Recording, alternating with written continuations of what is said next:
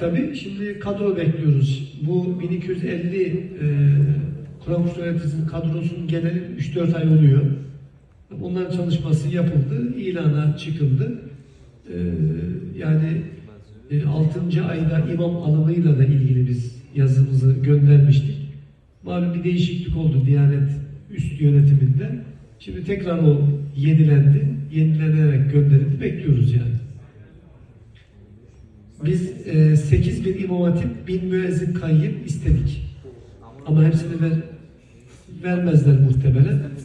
Bekliyoruz yani. Dördüncü döneme yetişir mi hocam? Evet. Dördüncü döneme yetişir mi? Yani önümüzdeki dönem. Tabii 4. dönem olacak zaten.